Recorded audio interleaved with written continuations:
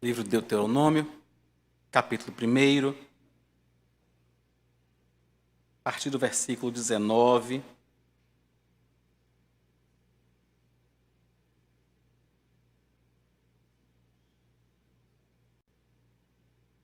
Nós vamos ler, irmãos, do versículo 19 até o 21. Depois, no decorrer da explanação, aí nós vamos até o 46. Por hora, vamos até o 21.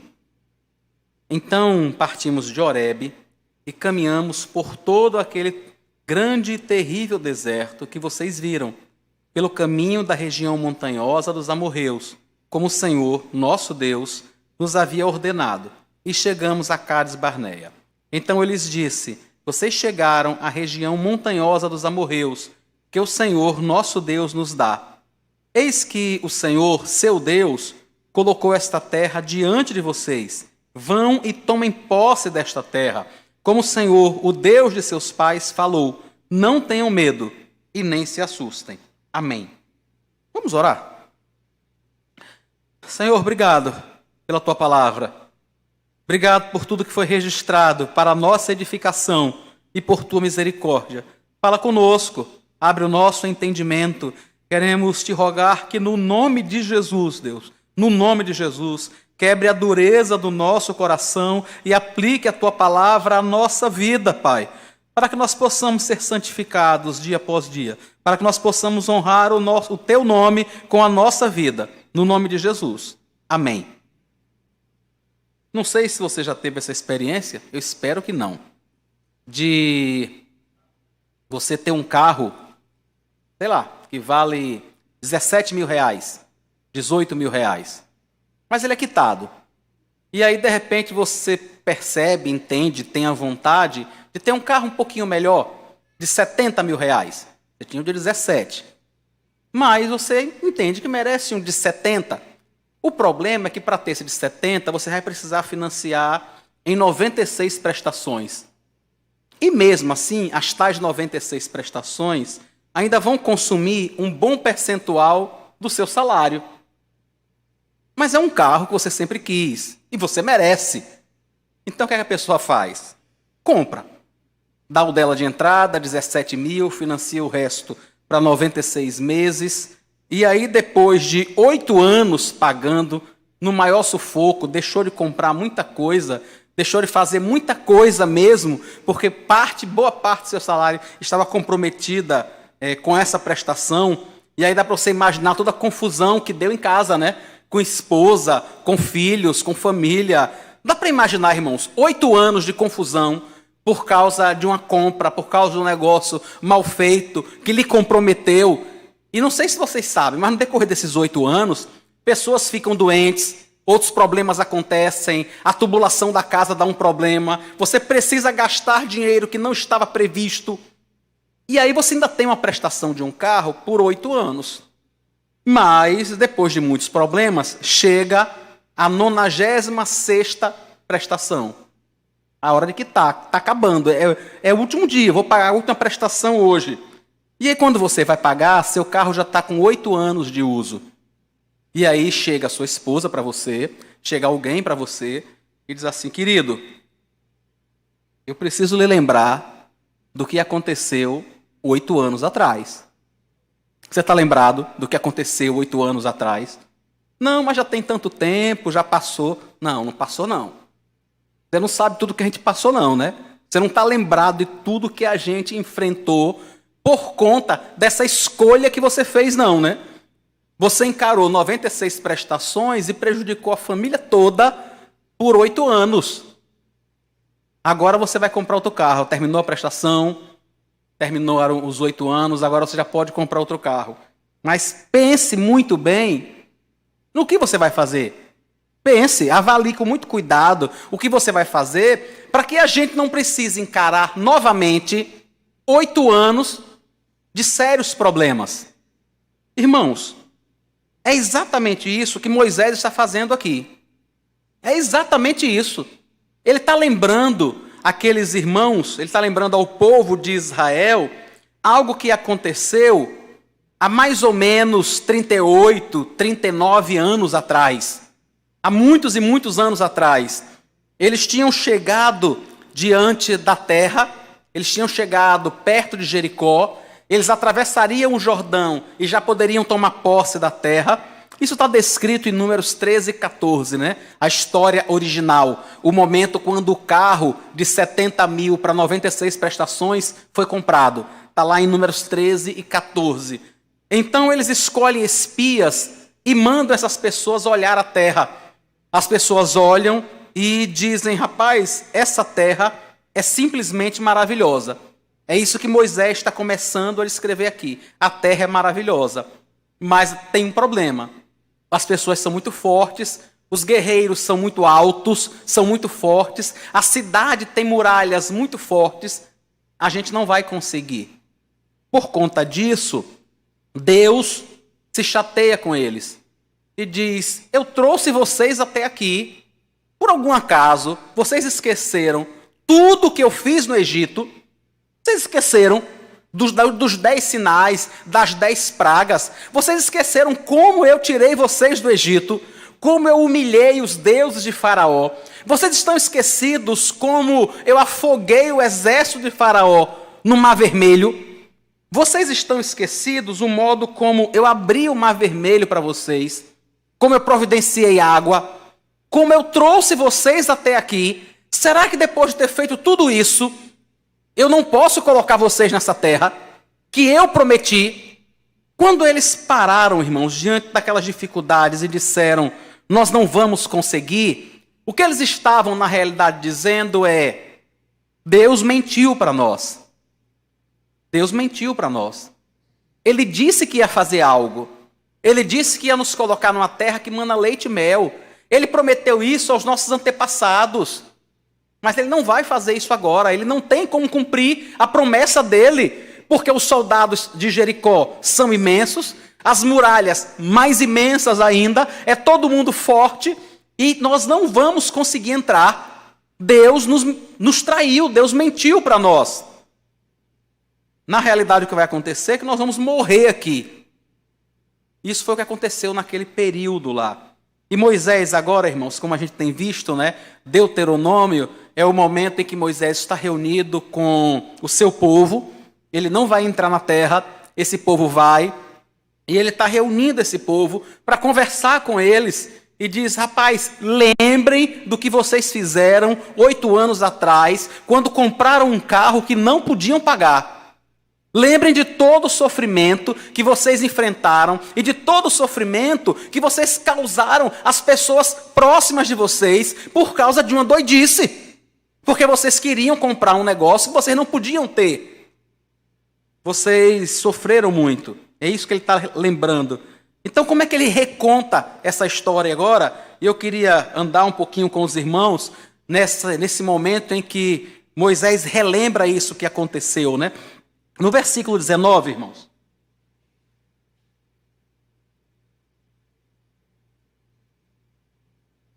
Ele diz que partiram de Horebe e caminharam por todo aquele grande e terrível deserto.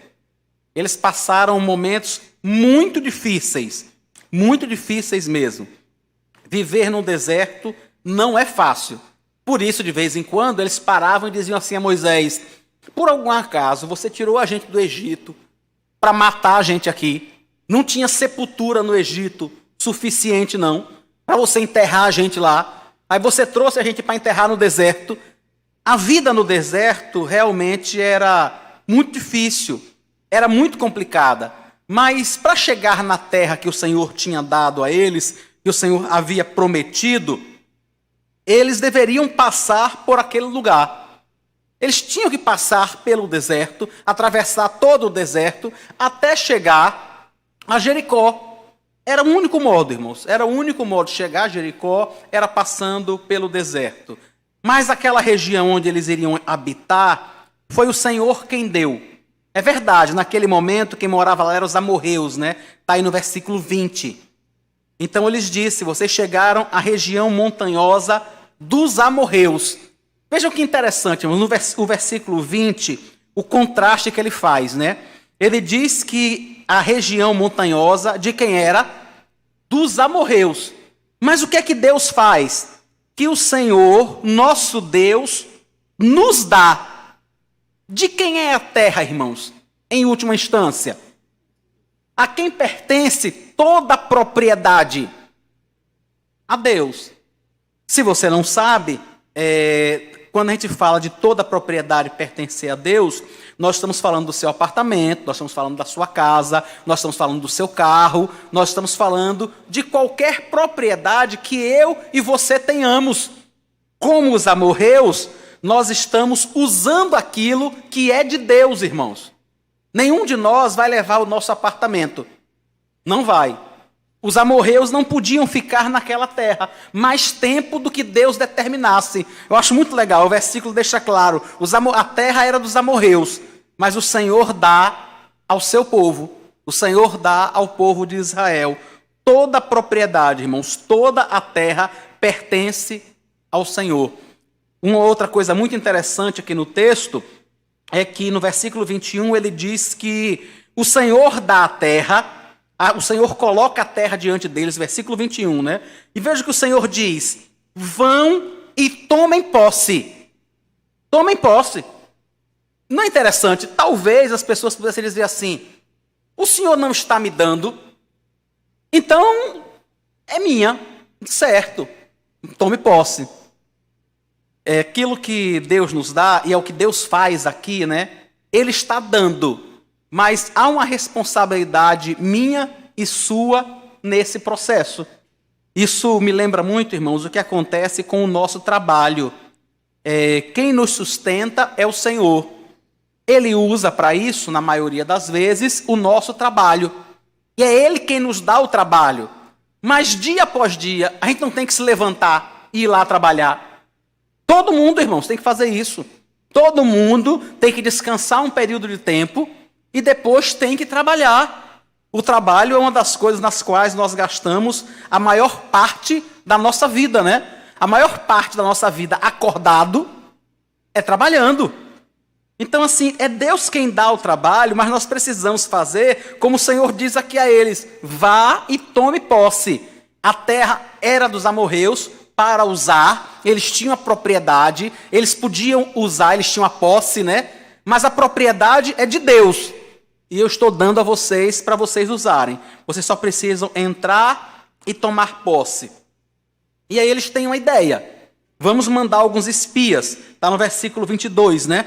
Vamos mandar alguns espias a olhar a terra.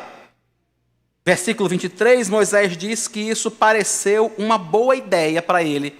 E uma coisa, irmãos, interessante que vocês podem notar depois, não dá tempo de a gente fazer isso com detalhes agora, né?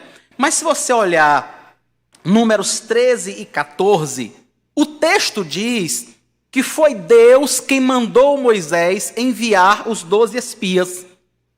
Vejam que aqui em Deuteronômio está dizendo que foram os homens de Israel que propuseram, Moisés concordou com a ideia e mandou. O que é que o texto está fazendo? Quando você junta aquilo que está em Números com a descrição aqui de Deuteronômio, o que está ficando claro para mim e para você é que Deus é soberano. É Ele quem age por trás dos atos de cada pessoa. Vejam que interessante, né? O texto diz aqui para a gente: olha, então todos vocês se aproximaram de mim e disseram: vamos mandar alguns homens. Versículo 23. E isso me pareceu uma boa ideia. Mas Números 14... eu leio aqui, eu estou em dúvida se é o 13 ou é o 14. Espera aí que a gente descobre já. É 13, né? 13, 1. O Senhor disse a Moisés: envie alguns homens que espiem a terra que eu vou dar aos filhos de Israel. Então, vendo como é que Deus é quem conduz todas as coisas, não há nada que escape ao controle e à soberania de Deus. E outra coisa, irmãos, muito interessante também, a nossa responsabilidade. Somos nós que somos responsáveis pelo que nós fazemos. Moisés deixa claro, é o povo de Israel que toma a iniciativa, vamos mandar os espias. É Moisés como líder que concorda. Mas o Espírito Santo conduz o registro disso na Escritura para mostrar o quanto Deus conduz toda a história. Irmãos, é o Senhor quem está por trás de cada oscilação da Bolsa de Valores. Vocês sabiam disso? Cada oscilação da Bolsa de Valores. E a gente pensa assim, não, foi uma notícia que vazou, foi a informação que alguém deu. É verdade. Houve a notícia que vazou, houve a informação privilegiada. Mas sobre todas estas coisas está a mão do Senhor. É o que o texto quer mostrar para a gente. O quanto Deus conduz tudo isso, né? Eles vão lá, tomam do fruto da terra, diz o versículo 25. E o relatório deles diz o seguinte: é boa esta terra que o Senhor nosso Deus nos dá. Os espias confirmam que Deus é fiel àquilo que prometeu. O Senhor tinha dito que os colocaria em uma terra que mana leite e mel. Os homens que foram lá espiar confirmam que Deus é verdadeiro, irmãos. Que Deus está cumprindo aquilo que prometeu. E eles dizem no final do versículo 25, é boa esta terra que o Senhor, nosso Deus, nos dá. Eles estão confirmando que Deus é verdadeiro. Por que aqui então eles não querem ir? Diz o versículo 26. Porém vocês não quiseram ir, mas foram rebeldes à ordem do Senhor, seu Deus. Ficaram murmurando nas suas tendas. Os espias foram lá e atestaram. Deus é verdadeiro. O que ele disse que ele ia fazer, existe. Realmente é uma terra que mana leite e mel. Mas eles se rebelam e eles ficam murmurando e atacando ao Senhor em suas murmurações. Versículo 27. O Senhor está com ódio de nós e por isso nos tirou da terra do Egito, para nos entregar nas mãos dos amorreus e nos destruir. Entendem como é que eles estavam pensando? Irmãos, esse tipo de pensamento é ofensivo a Deus. Pensar que Deus está tramando o mal contra nós, isso é ofensivo a Deus. Deus nunca, irmãos, estará tramando o mal contra os seus filhos, em momento nenhum. Mesmo quando nós estamos muito angustiados por algum tipo de situação, e há situações muito difíceis, há situações que assombram a gente só de pensar, né? Imagine, por exemplo, você ser preso injustamente e passar 15 anos preso, injustamente. E depois de tudo que você passou numa penitenciária, as coisas mais horríveis, depois de 15 anos, sem poder atender a sua família adequadamente, sem ver seus filhos crescerem, sem desfrutar do seu casamento com sua esposa, depois de todo esse sofrimento, o Estado simplesmente reconhece: a gente estava errado, nos desculpe, foi uma falha processual, nós prendemos a pessoa errada, o seu nome era igual ao de fulano, e aí a gente acabou encarcerando você. Entende, irmãos, que há situações muito difíceis mesmo. A situação que eles estavam aqui era alguma coisa assim. Eles tinham saído lá do Egito e estavam atravessando o deserto, e agora eles param diante de uma terra, e na cabeça deles é assim: nós não temos casa, nós não temos uma pátria, nós não temos nada. Tudo que nós tínhamos está no Egito. Eles nasceram no Egito, irmãos. Eles eram egípcios de nascimento. Eles nasceram lá, foram 430 anos no Egito. Tudo que eles conheciam, toda a cultura que eles conheciam, estava no Egito. Apareceu um homem, disse assim: olha, Deus mandou eu tirar vocês daqui. Caminha com eles pelo deserto e agora para diante de Jericó. E eles dizem: a gente não pode entrar aí. A gente não vai conseguir tomar essa terra. E o que eles pensam é: o Senhor tem ódio de nós, foi por isso que Ele nos tirou da nossa casa, foi por isso que Ele nos tirou do nosso país, da cultura que nós conhecíamos, do lugar onde nós nascemos. Ele nos tirou do Egito para nos destruir, para nos entregar nas mãos dos amorreus. Era esse o tipo de sentimento deles. E aí eles perguntam, né? Para onde iremos? Versículo 28. Para onde é que nós vamos? O que é que nós vamos fazer? O que é que a gente faz numa hora dessa? A gente não tem casa, a gente não tem para onde ir, a gente confiou em Deus, mas agora nós percebemos que Deus está, na realidade, tramando o mal contra nós. Nossos irmãos, diz o versículo 28, nos deixaram com medo. E disseram, aquele povo é maior e mais alto do que nós. As cidades são grandes e fortificadas até o céu. Também vimos ali os filhos de Enaquim. Eles estavam assustados, irmãos. E eu queria só dizer isso a vocês. Não era sem razão, irmãos. Não era sem razão. Quando eu contei a história de ser preso injustamente, é porque eu queria despertar em vocês um pouco do sentimento que eles tinham. Porque a gente está lendo aqui, mas a gente está aqui no ar-condicionado, de boa, sentado numa poltrona confortável. Daqui a pouco a gente vai para casa encher o bucho, de boa, sem crise nenhuma. Entendem? Então, assim, às vezes não é fácil a gente entender a situação que eles estavam enfrentando. A situação deles era muito difícil. Imagine se você sai da igreja agora, vai lanchar, vai fazer qualquer coisa, e quando você chega em sua casa, que está chegando perto, você vê um monte de gente perto da sua casa, quando você chega lá, você percebe que seu prédio desabou. Como é que você fica? Como é que você faz? Você diz assim, desabou como? Como desabou? Entendem que quando você lida com uma situação dessa, o nosso mundo desaba, não é só o prédio. A gente diz, e minha esposa que eu deixei em casa? E o periquito, tá onde? E o papagaio? O nosso cachorrinho, tá onde? Entendem que a gente lida com um negócio desse e o mundo realmente desaba? Isso aconteceu com eles. Eles não estavam temerosos à toa. Não é porque a unha estava encravada. Eles estavam vivendo uma situação muito difícil, muito difícil. Eles não tinham casa, eles não tinham para onde voltar. E eles acreditavam que Deus estava contra eles. E o pior de tudo, irmãos, não é apenas que eles não tinham casa, é que eles tinham perdido a fé. Eles tinham perdido a fé. Isso é o pior de tudo. Minha mãe saiu de Salvador comigo e minha irmã, e eu tinha 8 anos, minha irmã tinha 7. Ela tinha uma relação muito difícil com meu pai e saiu fugida.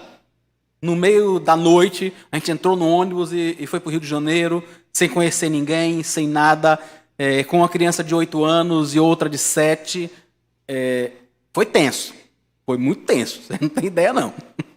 Foi muito tenso. Eu fiquei em casa de cuidadores, de pessoas que cuidavam de crianças, eu numa casa, minha irmã em outra, enquanto minha mãe trabalhava como cobradora, e aí pegava a gente no final de semana, às vezes, quando ela tinha folga. Era um momento muito difícil, irmãos, foi um tempo muito difícil. Mas eu lembro ainda hoje dos momentos que a gente estava juntos, minha mãe sempre pegava a minha irmã e dizia assim, olha, está muito ruim agora, mas não se preocupem não, mamãe está aqui. Ela dizia isso o tempo todo, olha, mamãe está aqui. Mamãe está aqui, não se preocupe não, viu? Não se preocupe não, que mamãe está aqui e as coisas vão se arrumar.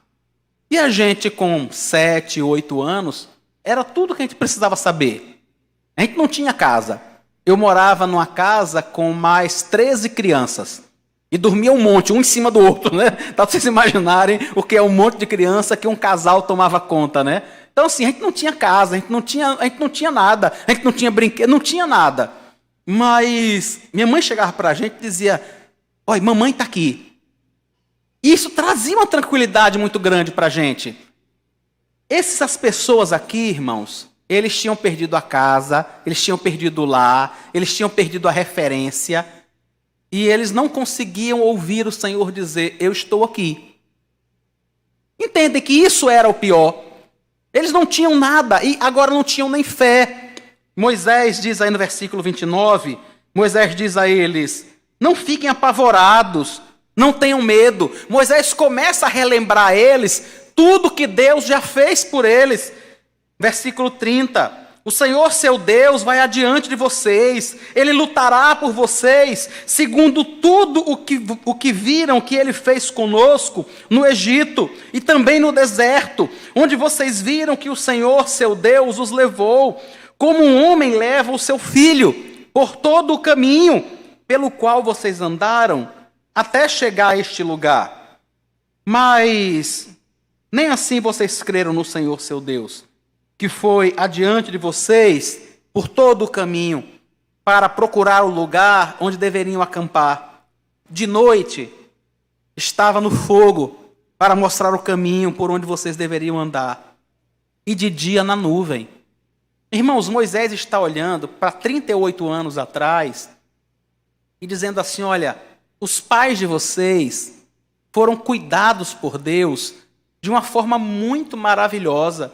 O Senhor os tirou do Egito e caminhou com eles o tempo todo. Quando eles precisavam caminhar à noite, havia uma coluna de fogo, uma nuvem que os acompanhava durante o dia. Assim que o sol se punha, aquela nuvem começava a encandecer. Dá para imaginar o que é isso, irmãos? Uma nuvem que você vê caminhando durante o dia, e à medida que o sol vai se pondo, aquela nuvem começa a pegar fogo, começa a acender e a clarear todo o caminho. Durante o dia, havia uma nuvem que fazia sombra, que os guiava. E mais do que isso, Moisés diz, o Senhor estava lá. O Senhor estava no fogo. O Senhor estava na nuvem. O Senhor estava guiando os pais de vocês. Eles nunca estiveram sozinhos. Moisés está dizendo, vocês também não estão. Não estão. Não façam como seus pais fizeram 38 anos atrás. Vocês não estão sozinhos. Eles não estavam.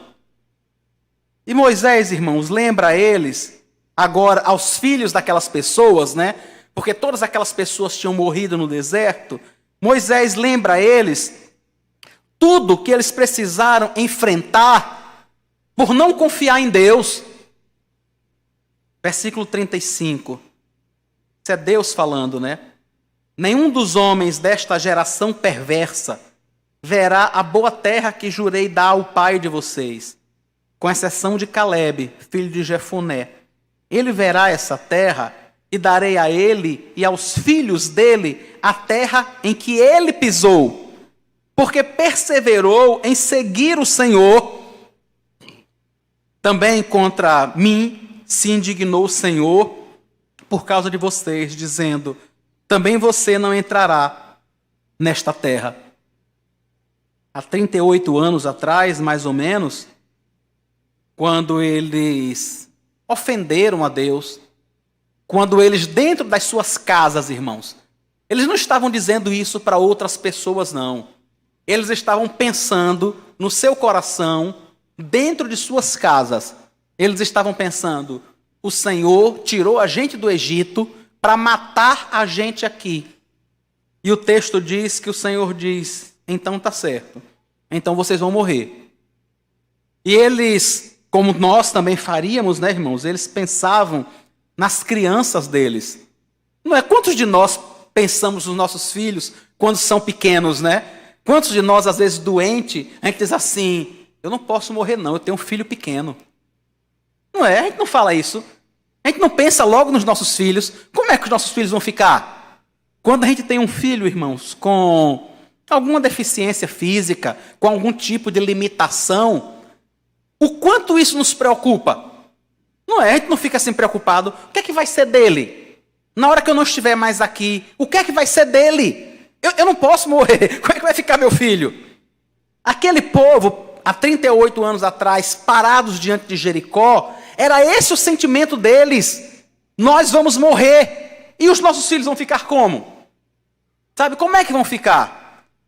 E Deus diz, olhe, vocês vão morrer mesmo, porque vocês não têm fé, porque vocês não creem em mim, porque vocês não acreditam que eu posso manter vocês vivos. Então vocês vão morrer. Mas os filhos de vocês, esses que vocês dizem que não podem se defender, que são frágeis, eles vão ficar vivos. Eu vou sustentá-los. eu vou mantê-los. E é eles que vão entrar na terra que vocês não têm coragem de entrar. Com exceção de seus filhos, vão entrar apenas 2 pessoas, Josué e Calebe. E ele diz no final do versículo 36, por que é que eles vão entrar? Porque perseverou em seguir o Senhor. Qual foi a perseverança que Josué e Calebe tiveram, irmãos? Acreditar em Deus. Porque eles não foram para a terra sozinhos. Eles não foram tomar posse de Jericó sozinhos. Eles ficaram os 40 anos no deserto com os desobedientes, vendo todos eles morrerem, irmãos, um a um. Todos eles foram morrendo no deserto, picados por serpentes, de pragas, de tantas e tantas outras coisas. Mas Josué e Calebe perseveraram em seguir ao Senhor, em continuar confiando no Senhor. E agora Moisés conta que ele mesmo não vai entrar na terra. Ele diz, olha, eu não vou. E o interessante, versículo 37, que ele diz assim, contra mim se indignou o Senhor por causa de vocês, dizendo, também você não entrará nesta terra. Esse versículo, irmãos, pode dar a impressão de que talvez Moisés não tenha entrado na terra por causa do povo. Mas o que fica muito claro, e é o que Deus responde a ele, nós vamos ver isso no final do Deuteronômio e no decorrer do livro, o que Deus deixa claro para Moisés é que ele não vai entrar na terra por conta de seus próprios pecados. Não é por causa do povo. Você pode até dizer assim, não, mas o povo ficou atormentando Moisés. É verdade, com toda certeza, e muito. O que Deus deixa claro para ele é que o povo pode atormentar, mas o que ele vai fazer é responsabilidade dele. Entende? O que Moisés, ou o que Deus está tentando mostrar para Moisés, é que, por exemplo, pode ser que seu filho pequeno fique na barra da sua saia, gritando, chamando o seu nome e quase tirando a sua saia. Mas, se você vai gritar com ele, vai dar um tapa, vai xingar um palavrão, ou se vai jogar ele na parede, a responsabilidade é sua, não é dele não.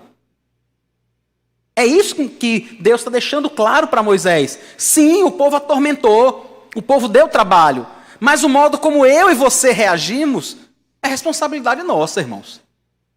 A gente precisa pedir graça a Deus porque nós somos tentados mesmo por essas coisas, né?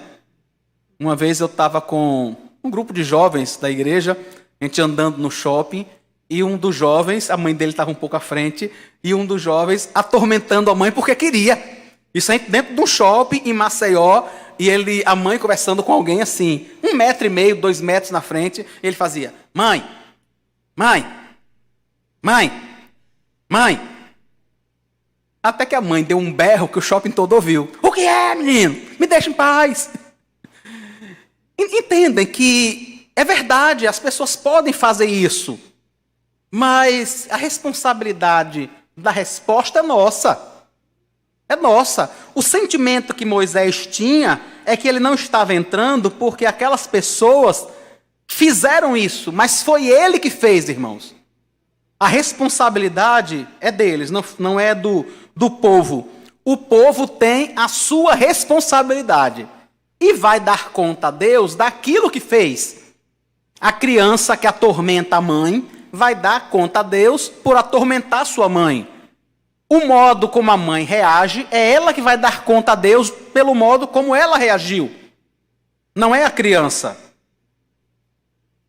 E aí acontece um negócio interessante, né? E aí Moisés lembra eles.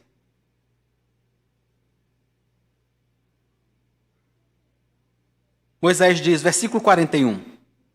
Então vocês responderam, pecamos contra o Senhor. Nós iremos e lutaremos segundo tudo o que o Senhor, nosso Deus, nos ordenou. Vocês se armaram, cada um com seus instrumentos de guerra, e pensaram que seria fácil entrar na região montanhosa. Mas o Senhor mandou que eu dissesse a vocês, não vão, nem comecem a lutar, pois não estou no meio de vocês.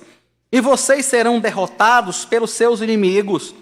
Isso eu lhes falei, mas vocês não quiseram escutar. Pelo contrário, foram rebeldes às ordens do Senhor e presunçosos foram na direção das montanhas. Os amorreus que habitavam naquela região montanhosa saíram contra vocês e os perseguiram, como fazem as abelhas, e os derrotaram desde Seir até Horma. Vocês voltaram e foram se queixar diante do Senhor. Porém, o Senhor não lhes deu atenção e não inclinou os ouvidos a vocês. Assim vocês permaneceram muitos dias em Cádiz. Interessante, né? Eles não quiseram entrar quando Deus disse, é o momento de entrar. Não, a gente não vai entrar porque tem gente forte, as muralhas são grandes e a gente não vai conseguir. Eles não confiavam que Deus fosse fazer isso. Aí Deus diz, está certo, então vocês vão morrer no deserto. Não, agora a gente quer entrar. Agora a gente vai entrar. Irmãos, dá para imaginar como o povo é difícil? Agora a gente vai entrar. Aí Moisés diz a eles, rapaz, não vá lutar, porque Deus não vai estar no meio de vocês. E eles vão lutar a si mesmo. Eu acho muito interessante a descrição que Moisés faz do modo como eles foram perseguidos, né? Eles foram perseguidos como abelhas perseguem uma pessoa. Dá para imaginar, irmãos, um enxame de abelhas atrás de você? Era assim que eles estavam se sentindo, quando os amorreus começaram a persegui-los. Por que era assim? Porque a vitória deles, irmãos, não estava na força deles, não estava na estratégia, não estava nas qualidades de guerreiros que eles tinham. A força deles era o Senhor. Quem os fazia triunfar, irmãos, era o Senhor, apenas o Senhor. Quando eles vão lutar sem o Senhor, eles voltam corridos, como que perseguidos por um enxame de abelhas. Moisés está relembrando, irmãos. Isso aconteceu 38 anos, 39 anos atrás. E Moisés está relembrando aquelas pessoas agora. E dizendo, não façam isso novamente. Quando vocês agora estiverem diante da terra, independente do que acontecer, entrem, tomem posse dela. O Senhor deu esta terra a vocês. E vocês têm condições de avançar. Acho que uma das mensagens mais fortes que fica para a gente, irmãos, é que eu e você precisamos confiar em Deus. Precisamos. Quando a gente, de alguma forma, quando é criança, né, ou quando é adolescente, a gente dá a entender aos nossos pais que eles não estão suprindo aquilo que é necessário para a nossa vida, para a nossa manutenção. Vocês já viram o quanto os pais ficam ofendidos quando uma criança, um adolescente diz, não, mãe, mas a senhora sabe há quanto tempo eu preciso disso e você não me dá. Quanto tempo eu vivo sem aquilo e você não me dá. A gente não fica chateado, nós como pais, humanos que somos, falhos que somos. A impressão que a gente tem é que nosso filho está dizendo que a gente não gosta dele. E por isso a gente não quer dar a ele o que é preciso, o que ele necessita. E algumas vezes, irmãos, a gente faz isso com Deus. Algumas vezes nós queremos muito determinadas coisas e no nosso coração nós murmuramos como esse povo murmurou. No nosso coração, a sensação que a gente tem é, Deus não gosta de mim. Se ele gostasse, por que ele daria tantos filhos a pessoas que não podem ter e que ficam usando as crianças para pedir esmola na rua? E eu que poderia ter 8, não tenho nenhum. Eu poderia sustentar 8 crianças, aí ele não me dá nenhum. Mas dá a pessoas que não têm onde morar. Pessoas com 4, 5 crianças, com 1 ano, 2 de diferença, que moram na rua e que são usadas, às vezes, por parentes, por outras pessoas, só para conseguir dinheiro. E algumas vezes a gente pode, por conta disso, irmãos, ter aquele sentimento no coração de que Deus não gosta da gente, de que Deus nos odeia. E isso ofende a Deus, porque isso não é verdade, irmãos. Deus não nos odeia se Ele ainda não nos deu um emprego. Deus não nos odeia se Ele ainda não nos deu os filhos que nós queremos. Deus não nos odeia se Ele ainda não nos deu o casamento que nós queremos, a casa própria que nós queremos, ou a recuperação da saúde. Ele não nos odeia, irmãos. Muito pelo contrário. Ele está cuidando de nós. E eu queria lembrar a você e a mim também, mais ou menos aquilo que Moisés faz com aquele povo ali agora. Dizer a vocês, lembrem do quanto o Senhor tem cuidado de vocês. Talvez Ele não tenha dado os filhos, talvez Ele não tenha dado o emprego, talvez Ele não tenha dado a quitação da casa própria, talvez Ele não tenha dado a aprovação no concurso, o casamento, a cura da enfermidade, talvez Ele não tenha dado essas coisas. Mas e todas as outras coisas que Ele lhe deu? Entende? E todo o restante da sua vida, o modo como Ele tem cuidado de você até aqui, como Ele tem suprido tudo o que você precisa, como Ele tem providenciado todo o restante. Será que por conta de um aspecto que é importante, sim, eu sei que esses aspectos são importantes para a nossa vida, será que por conta de um aspecto nós vamos desprezar todo o cuidado dEle? Entende? Todo o cuidado, tudo que Ele já fez por nós até hoje. Será que a gente pode dizer, não, ele não gosta de mim, porque Ele não me dá isso. Ele não gosta de mim porque Ele não me dá aquilo. Isso não é verdade, irmãos. O Senhor Deus entregou o seu próprio Filho por nós. E aí diz o apóstolo Paulo em Romanos, né? Como é que Ele não nos daria, juntamente com Ele, com isso, todas as outras coisas? Entendeu? Se Ele entregou o seu próprio Filho e não era só para morrer, não, né? Era para passar 33 anos aqui entre nós, sendo torturado, perseguido, caluniado, espancado, xingado, cuspiram nele. Se Ele entregou o Filho dele para viver tudo isso, para salvar a gente, será que Ele não vai dar todo o restante? Será que Ele não sabe que a gente precisa de comida, de emprego, de casa, de casamento, de filho, de carro, de combustível, de seja lá o que for? Será que Ele não sabe disso? Ele sabe, irmãos. E está cuidando de nós. Ele sempre esteve. Pode ser até que a gente seja rebelde, mas Ele está cuidando de nós. Ele está sempre nos amparando. Eu sei que se cada um de nós viesse aqui à frente hoje contar aquilo que Deus tem feito, nós levaríamos um bom tempo. Talvez Nádia levasse uns 17 anos. Perto de uns 17 anos. Um pouquinho mais, talvez. Mas nós levaríamos muito tempo contando tudo aquilo que Deus tem feito em nossa vida.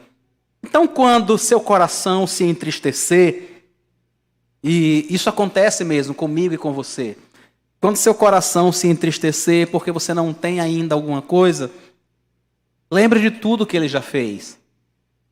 Sabe? Lembre do modo como Ele cuidou de você até hoje. Do modo como Ele supriu tudo que você precisava até hoje. Lembre que Ele não mudou. Lembre que Ele ama você de uma forma que não dá nem para descrever. Não dá para descrever. E que Ele vai providenciar, continuar providenciando tudo que é necessário para o seu bem. Vamos orar ao Senhor e agradecer Ele por sua palavra. Senhor Deus, obrigado por essa lembrança. Obrigado, Deus. O Senhor sabe que quando nós queremos muito alguma coisa, o Senhor sabe quanto isso nos afeta. O Senhor sabe, às vezes nós queremos tanto alguma coisa e isso parece tão difícil para nós, que isso afeta a nossa fé.